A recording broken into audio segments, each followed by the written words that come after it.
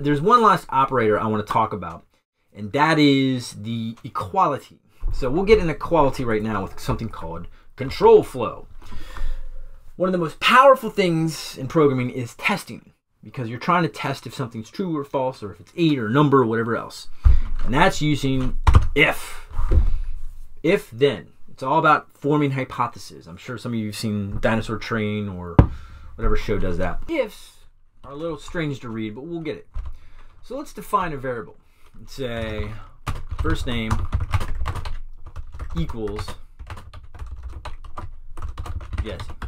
Okay? We have first name. Just to be uber paranoid, let's print it out just to verify it's there. Right? You can also do that, by the way. It's a shorthand for console. So first name is Jesse. Okay. So we're going to do a test. If first name equal is another phrase for is. If first name is Jesse, and we use a parenthesis, then we're going to say console.log, dude, it's Jesse. And it should say, dude, it's Jesse. Why? Because first name is Jesse. Let's write the same thing and say cow. We're not going to see any print other than undefined. Right? Because it doesn't equal that. Now, you can do multiple if-thens in there. So we'll say, notice I put this little bracket. Right? We're going to encapsulate this into an if-then statement. Now, it's going to start getting unreadly. I'm going to jump out here in a minute to HTML so we can do some really advanced if-then statements. But for now, you can smash it in this console to make it work and get the concept. So we'll say if else console.log. Yeah, not Jesse. In bracket. So first name is Cal, not Jesse. Write it again. If it's Jesse, dude, it's Jesse. Right? So that's how if-then or statements work. Now, what we can do is I can show you how it actually runs in the control flow, or how your program line by line runs this code and skips over the other code because of the if-then statement. Let's do that right now. We're going to make our very first HTML file. So we've graduated beyond console coding now. We're going into the real world. We're going to make a simple HTML file. Index.html. That is the convention. If you don't like it, there are committees where you can go into the politics to change it. So we're going to make a really pathetic HTML file. HTML file is just like all other programming. It's text. Ignore the colors. Mine's just really cool to provide colors. Colors don't mean anything. If you don't get colors, don't stress. Not a big deal. I'm just writing this myself. You can get templates online that do this for you, so you don't have to type this every single time. I'm just doing it to show you how easy it is to set up your own HTML page. We'll call this control flow. That's the title. Title is what's shown up here in your little tabs. Bate. Into bate. Cool. Just to be silly, we're going to put a script tag in the body. Script tag is where your code goes, right? Yeah. This area is designated for you to write your code, okay? So we're going to take our control flow here, paste it in. We're going to say var. Now let's format this nicely.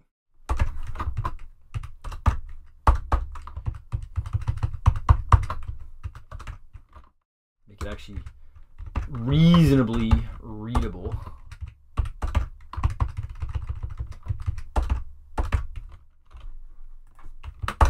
You're rocking it. You're rocking it.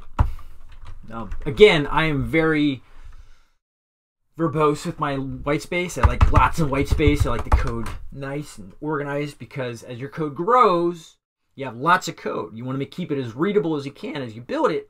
So as it grows, it continues to stay reasonably readable, right? Good habits you pick up, you get faster as you go on. Now, notice it doesn't really matter necessarily where the brackets are. There are people who do this, and there's people like me who do this. It's called cuddling, or cuddling your brackets. Cuddle, right? Cute. Or you can put them all in lines, right? I like the lines.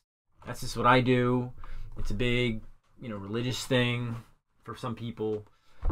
I don't care what you do as long as you're consistent. And that's what most people care about, right? So we have an if statement and an else statement. Now, let's run this JavaScript that we've been running. We'll go to File, Open File, index.html. Okay? We'll go to our console and say, dude, it's Jesse. Now, if you want to run this JavaScript again, you just reload. You can either hit the refresh button or Apple R or Control R, whatever it is on the PC, and it'll run it again. That is control flow. Let's talk about debugging real quick. I want to show you how you can see your code running as it is. And this is really easier somewhat for interpreted languages to do. So we're going to click the Sources tab. And this is all the stuff that's downloaded from a web page. We have one file called index, and that's the only thing that's here. So we're going to click it. You can see the file that we're operating on.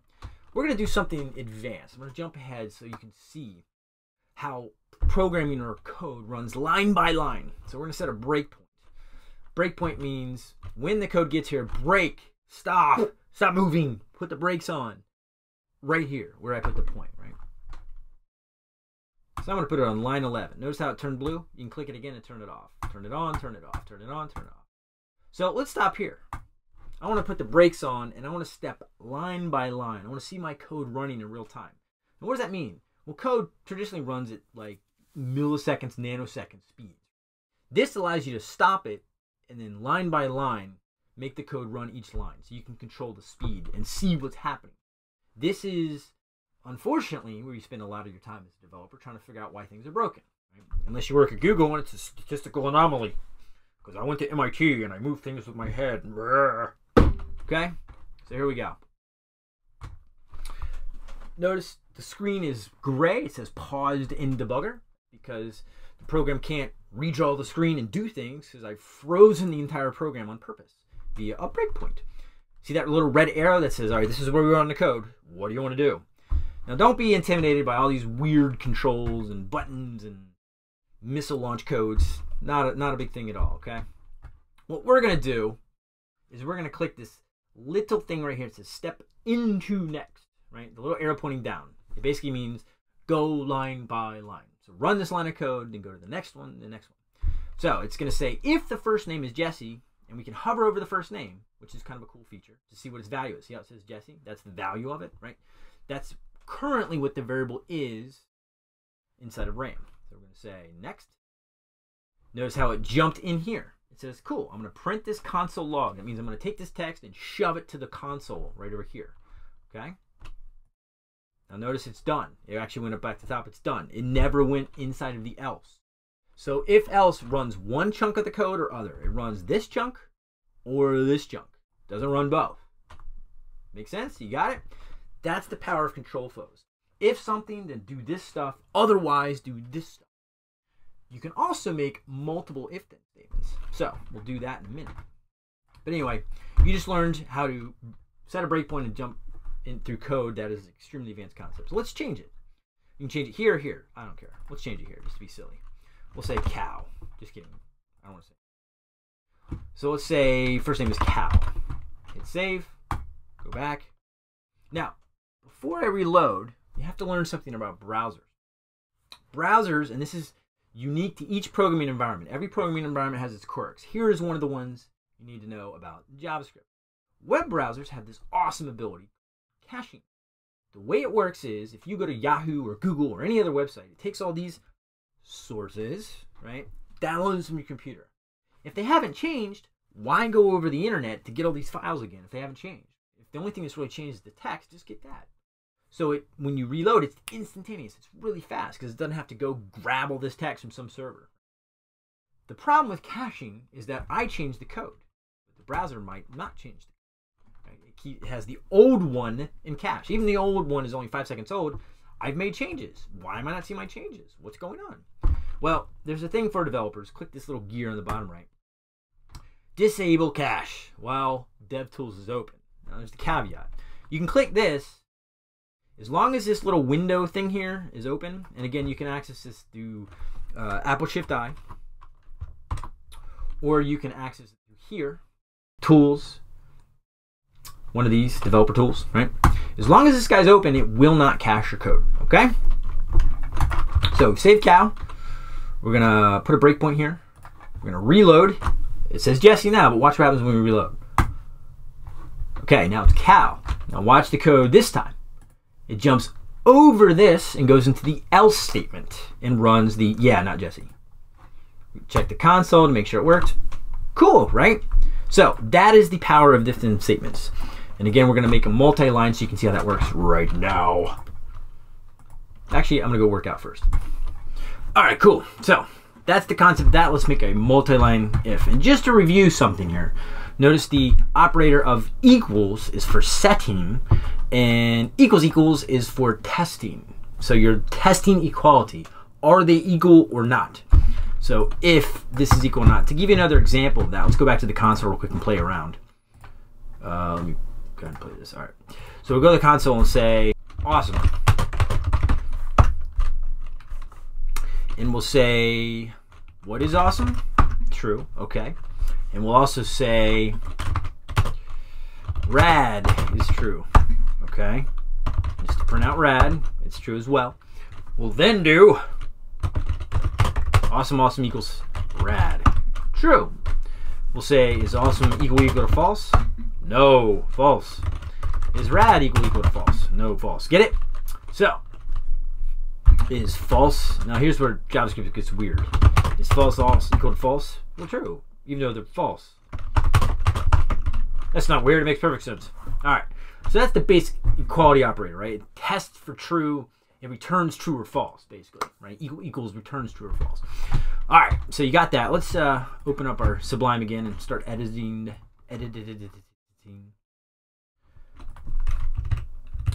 Do something called an else if. Else if.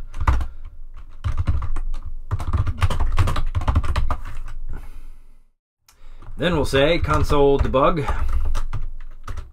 Sorry, log, debug, whatever. Console log, debug. It's cow, man. Else. No clue who this is. Alright, so again, we're testing first name is cow. Is it equal to Jesse? Or is it equal to cow? Otherwise, we don't know what it's equal to. We have no idea. Right? Voila!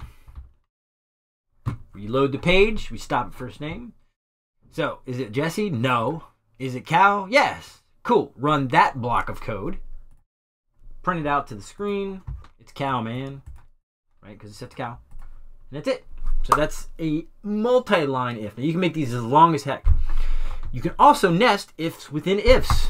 For example, var last name, warden.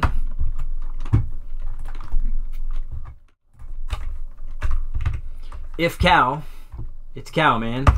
If last name equal to warden,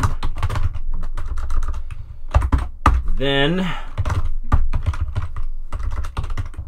dude, a cow is related to Jesse.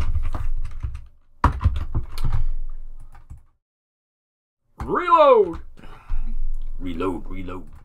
So it says if the first name is a cow, which it is, cool. Now, is the last name, another variable, equal to warden? It is, cool. And we're going to run that block of code. And then exit out of the if block. Make sense? So what is this block thing I keep talking about? What's a block? Okay, a block is a block of code. Blocks in some languages actually have scope and they're very special. Not so special in JavaScript, right? A block is really just code that's between these guys, right? Because you can have a big old chunk or you can have to have one line of code, right? That's a block. Some languages have block scoping. We don't really have that unless you get into really strange things with JavaScript classes, which aren't really classes. We'll get to that later. Don't stress it. For now, just know that's nested ifs. Now, this is getting kind of wonky, right? Let me show you another thing called a switch statement. It's another way for doing ifs that are really long, and you can make them nice and readable with the defaults and blah, blah, blah. So, even though they call it a case statement, it starts with something called switch. So we'll say first name. Okay, looks a lot like if, but we use the word case. Jesse.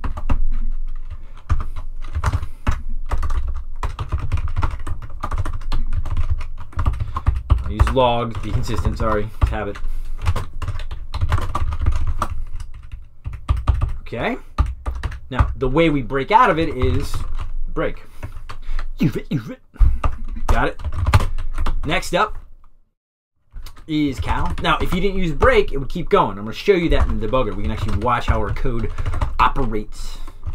It's cow, man. Break out of the switch statement. If we don't know, similar to the else, we can just put a default. Now, you don't have to put a default, but it's good practice to put defaults. So say console. You have no clue. Break. Now, you don't have to put a break at the default. You can if you want to be silly or consistent. Whatever you do, just do it a lot. Cool? Now, notice I put a colon after the case statement. So I'm saying, all right, on first name, is it a Jesse? Is it a cow? We don't know what it is. The default option is to say do. We have no idea, right? Notice it's going to do a basic and if then on this case statement, okay? That's what they're called, case statements. The case statements will then run the block of code if it matches, right? If it doesn't, it'll go to the next case. Now, if we didn't have the break, it would actually run the case block and then go to the next case. That's what the break's nice about. It actually breaks out. It doesn't keep falling. It's what's called falling down the case, okay? So, let's show this guy in action. So we have first name, which is cow. So it'll go to Jesse and skip over it because it's not Jesse. So it didn't even run this code. See? It doesn't even say dude, just Jesse. Okay? It did say cow, so now it's going to break on that and say, all right, let's log cow. And then what? Break out of this switch statement. Okay, we're done. Right? So that's how it works. Now, if you want to see what happens if I didn't, oh yeah, by the way, show you the console, right? It's cow, man. Now, to show you what happens if you don't do that, take the break out, right? Runs that, then it falls down to the default and runs that, right? It doesn't actually break out of the case statement, so we now have two traces. So, again, you should always put a break. So that's how a switch statement works. You can use an if or switch, whatever you're comfortable with, it's all good. Again, switch statements were strictly for long if statements to kind of make them a little bit more readable, a little bit more terse. Some people like to put them on the single lines. Whatever your thing, man. Up to you. So that is control flow. So now that you understand the basics of control flow, an if statement, an else statement, and an else if statement, if you're doing an if else, you're doing a bunch of else's. We're now going to go a little bit more advanced and show you some short circuiting or some ands, ifs, and some else ifs or ifs. So you can basically do something where you test multiple things on one line before you actually get in the else block, right? It's a pretty advanced concept. It's similar to nesting ifs, but it can sometimes be more readable if you put it on one line. And I say sometimes because people tend to abuse short circuits and they put a lot of things. They expect your editor to be, on a huge 3,000 pixel monitor. But it's helpful to use because sometimes you're trying to test two and it makes perfect sense to do so. Other times you're in a hurry and you're trying to get a bunch of functionality in this one very important line of code so you can ship. And that's should be respected, okay? So this is just another option. We're going to get a little bit more advanced here. So let's say you're creating a game, and the goal of the game is to collect some items or whatever else, and these items tally up a score. Additionally, to get out of that particular level, you have to get that amount of score and stand on this particular tile, right, or location in the game. So this is a simple boiled down version of that, okay? So let's say your score is 120, which is just a number, okay? And your current tile is some special object that has X and Y coordinates to designate in a grid pattern of where you are, right? So if you think of a grid from 0, 0 is the top left, and 12, 12 is the bottom right, you have a significant amount of tiles that the character can walk around. So you can, usually using common things like Dister's algorithm and A-star and all that, you can identify where this particular character is. For now, we're just going to use a point-based system of X and Y of 12, so he's around that particular tile or area.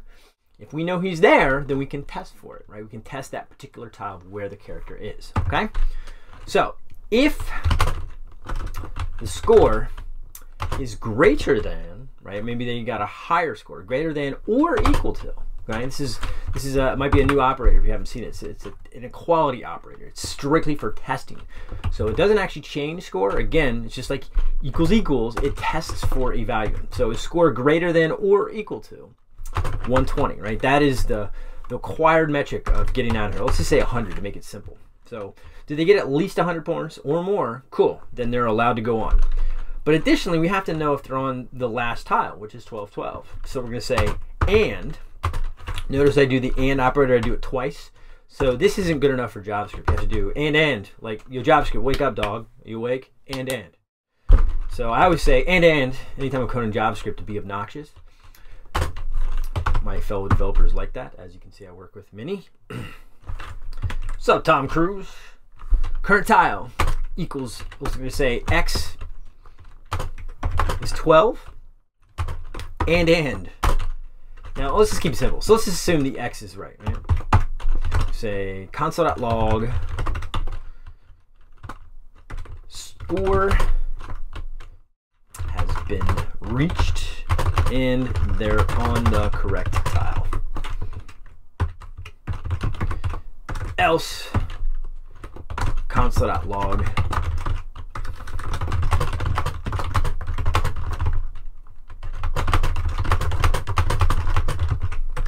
right tile.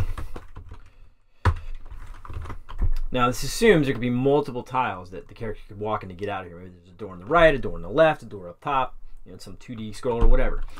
So let's run this so you can see this work. See the code here. All right, so the score has been reached and they're on the correct tile. Fantastic. So you can see that both of these were reached, okay?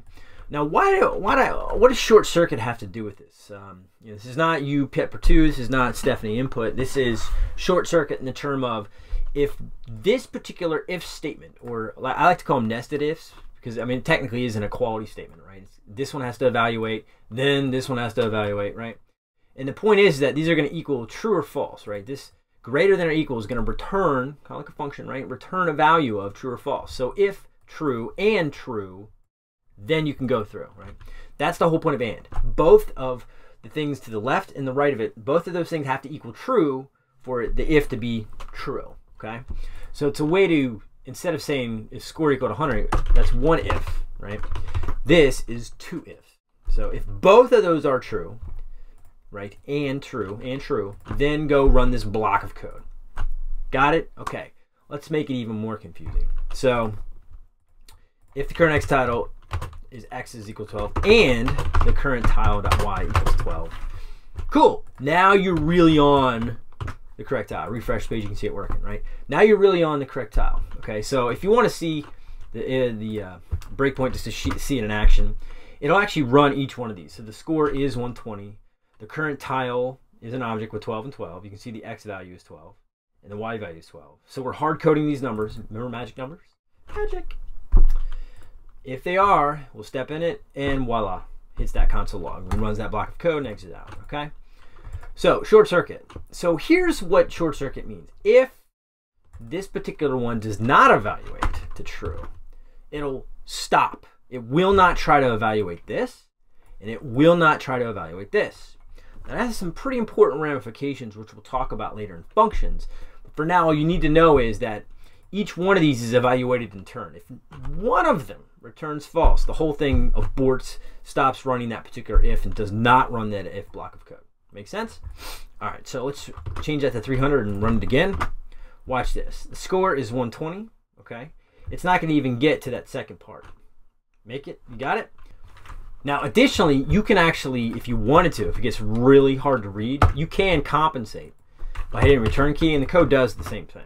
Okay, I mean, it'll still run, it'll test, run through, right? If you change it back to 120, it'll actually print out the console, right? So that particular one, here, let me take the breakpoint, see it. Okay, so the score is high enough, we change it back to 120, refresh, the score has reached, and you're on the correct tile, right? So it doesn't matter, it's just this helps make it a little more readable, especially if your editor is a little short, and that's fine. It's up to you. These things can definitely be abused, and people do them all the time.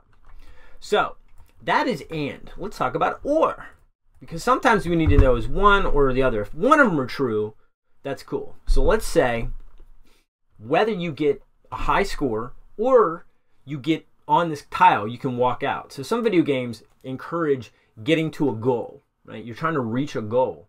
It doesn't matter if you get a high enough score or not. That is not the demarcation to get to the next level. Simply walking to the next level is the next level. If you have a higher score, great. Some say, look, if you get one or the other, that's good enough, okay? So let's code it that way. So if you step on this particular tile, or you have a score of 100 or above, you're going to go to the next level. So let's code it like that. So we'll say if score is greater than or equal to 100, or, now if you're wondering what these are called pipes. You can, they're next to the backslash. So if you're looking at this video, it'd be like this. That's a backslash, because it's a slash that lean back, right? That's a backslash. If you look on your keyboard, it's next to the curly braces and brackets, you know, in the row that where the P is on the top right. So those pipes are another way to say or. So if you put two pipes, it's or, okay? So we're going to say score is greater than 100 or the current tile x equals 12, okay? Either one. So as you can see, score is 120, so it's going to be over, or at least 100, right? And the current tile does, in fact, equal x, okay? So it's going to reach that. Now, if we say this is 300, 300, right? The score is going to be less than that. So this is going to equate to false. But because this one is true, it doesn't matter, either or. As long as one of these is true, run this block of code, okay? Cool. Make sense? Now, we're going to set this to 20. So now both are false. Your score isn't high enough. Or you're not on the right tile, see? Keyword or, okay? It should say and for the and, but whatever.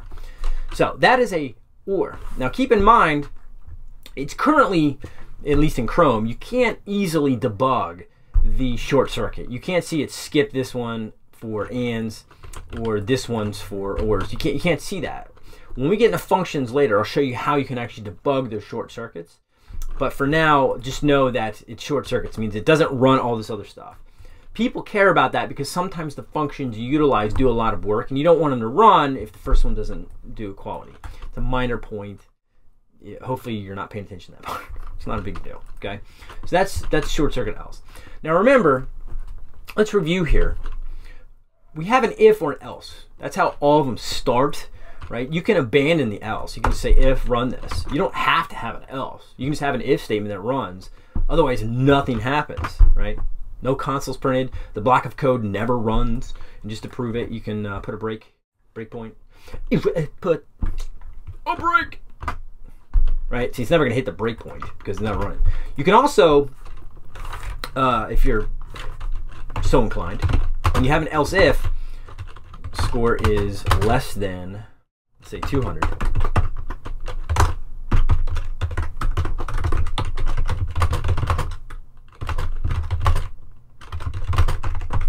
Score is still below 200, right? It's going to run that. So we'll see that, right? That's an else if. You don't have to have an else. You don't have to have a trailing else. You could just say else as well. Just run it if the first one doesn't equate. That's fine.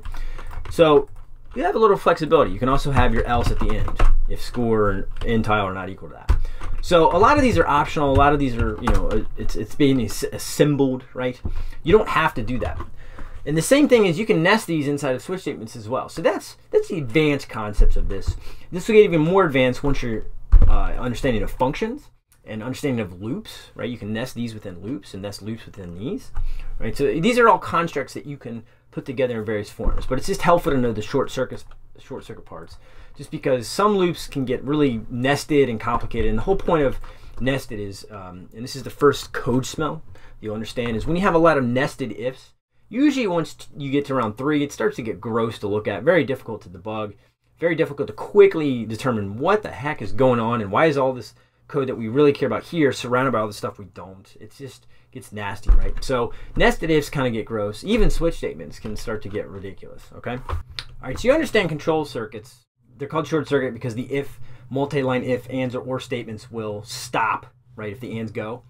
So we're going to combine these together and show you why they can be abused, and they seem useful at first, but how you can get yourself into trouble. And this is important because if you're on a deadline, you might have to do this. if you've seen this code and you have time to fix it later, I'm going to show you a way of making it more readable without using functions, okay? So, and kind of one of your first tests or tests for code smells to identify if there's something wrong with the code, okay? So that way you're not insecure, like, is this good or bad? I don't know. Well, here you go. So we're going to take a modification of the game and change the criteria. We're going to say, if you're on this particular tile and you have either a score that meets a certain level, or B, your character level is high enough, right? Then you can go through. So everyone has to go through a door. You can't like teleport no matter how high your score is, no matter how high your level. You have to walk through this door. Assuming you're actually at the door and ready to go through, we have to determine, do you have enough score or is your level high enough? One of those two. We don't care which. Could be both. Doesn't matter. The point is one of those, okay? So we're just going to write that now. We're going to create a level. We're going to say level 3. We're going to rewrite our if-then statement to say if the score is greater than or equal to 100, right? As long as it's one of those two. It can be either 100, not 99, 100.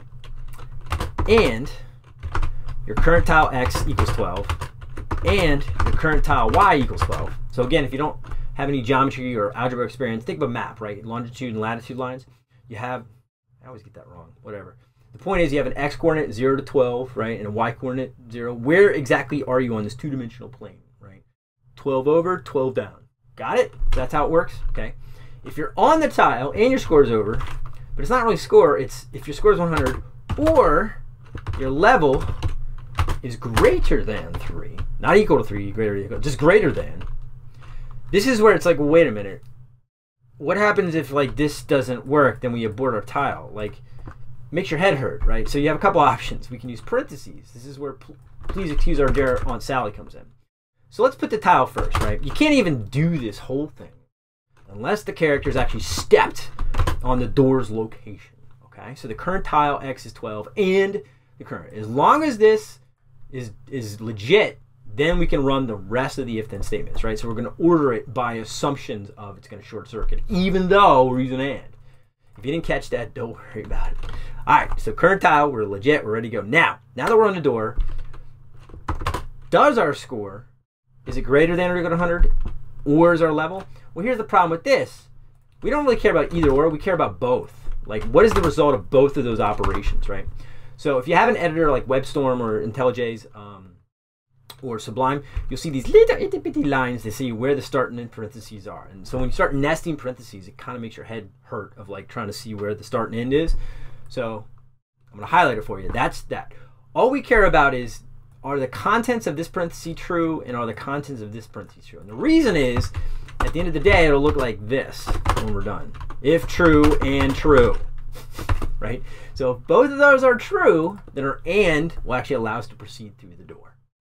If one of these is false, doesn't matter which, if this parentheses contents is false or this parentheses contents is false, the whole thing will stop. So we're kind of trying to narrow down or strip our ifs. Cool, makes sense? Except it doesn't. It's unreadable. I've had so much coffee and I still like, I get it, but like it was really hard to explain because it looks yucky. So we could fix this with functions and try to prevent how much logic we do. I'm going to show you how to do it with variables, okay? So we're going to say, are they standing on the door tile? We're going to keep the parentheses to make it somewhat readable, okay? So we're actually going to use an equality statement for a Boolean. Another way of saying Booleans is flags, right? So you can get Booleans, flags, whatever. Are they standing on the door tile? Yes or no?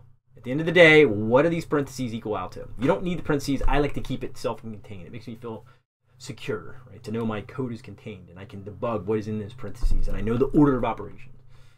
Number 2, do they meet the level or score requirements?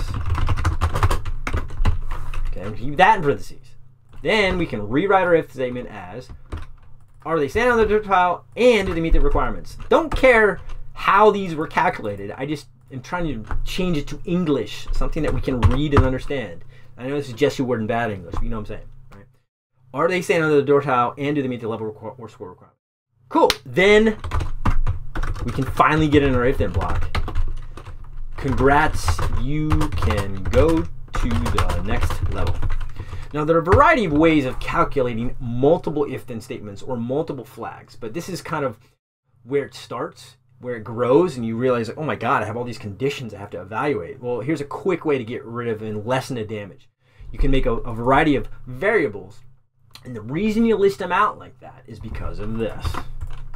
When you go to sources, you're under deadline, you're freaking out, you can hit refresh, and you can put a breakpoint down here, hit play until it goes to the next breakpoint, and you can debug. You have a chance in heck, a snowball's chance in heck, of actually identifying what is wrong, how things are working. False. True. Okay, so they're not on the door tile, right? But everything else was good. They have the correct score or level, right? Their level's 3, so clearly it's not greater than 3, but the score is 120. So this one evaluated the true, right? But because they are not standing on the door tile, we know we can go back up to that variable and look. We don't have to deal with the if statement. We don't have to worry about reading, right? It just makes it simpler. Now you can do this with functions. There's other ways you can do it with switch statements, but this is where using ORs and AND statements for if equality testing, it just gets really out of control. So hopefully your ifs look like that instead of all this nastiness embedded in there. Okay? Makes sense? And additionally, I'll show you in functions how to make that even look even better. But hopefully that gives you an understanding of the pros and how they can get you into trouble. Okay? So that is the advanced JavaScript control structures. We'll get even to more uber advanced when we get into functions, and I'll circle back and show you these, okay?